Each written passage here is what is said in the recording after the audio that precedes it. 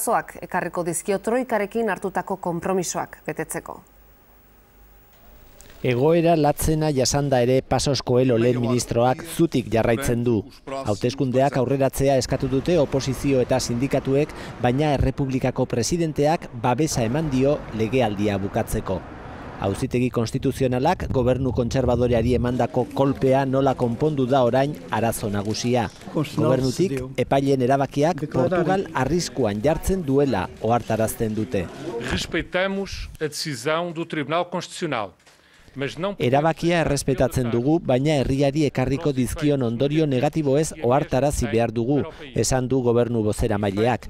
Kanpora begira, Portugalen sinesgarritasuna kolokan jartzen dela ere azpimarratu du. Herritarrak bitartean etxita daude eta ilusio handirik gabe hartu dute Auzitegi Konstituzionalaren erabakia.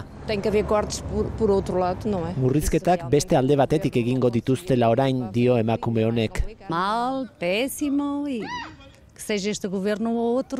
Gobernu honekin zein beste batekin egoera txarragoa izango da beste honen ustez.